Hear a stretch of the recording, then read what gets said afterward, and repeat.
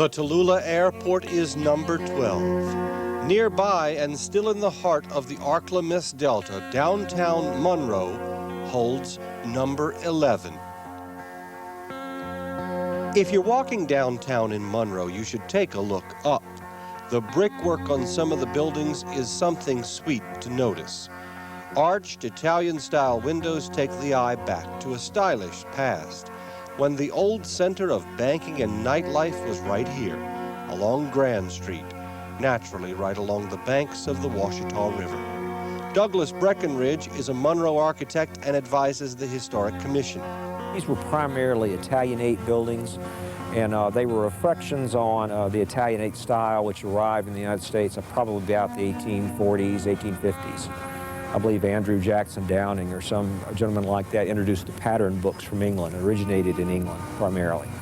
These photos are some of Breckenridge's cherished mementos, especially since some of the buildings captured in them have literally fallen to ruin.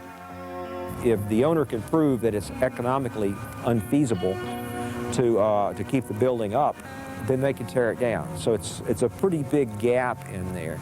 And sometimes we talk people into saving old buildings. Sometimes we can't. You know, they literally have the ability to tear them down. To be perfectly honest with you, we haven't had so many purposely torn down in the last couple of years. There has been a certain enlightenment in the community towards the older buildings. Most of them were torn down or fell down, 10 years or so ago. Certainly someone must own these remains of a fine day. Tony Rispoli has recently consolidated his ownership of several of the remaining strips on Grand Street, and far from finding him neglectful, we found him renovating. We do have some problems here. For instance, garbage collection. It's difficult for someone to move in a building when you cannot park in front of the buildings, nor do you have made arrangements for garbage collection.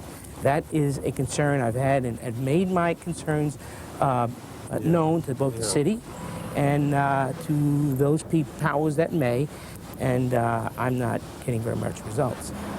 Another problem is lighting. See? So it's difficult if you can't park in front of your place to unload groceries, to unload laundry, to unload furniture. And so that's one of the obstacles that I'm trying to overcome now.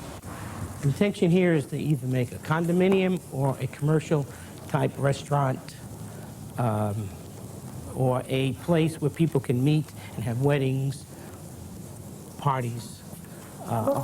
And this is the space you could rent overlooking the Ouachita River if Tony Rispoli's dream for the grand old buildings of Grand Street can be made real and renovated.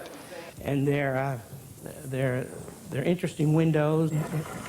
Oh. They're the old wooden windows with and both the bottom and the top come down. Were they busted out? They were busted out. As downtrodden as things have looked for decades, maybe we'll soon look up again with appreciation for the brickwork of Grand Street.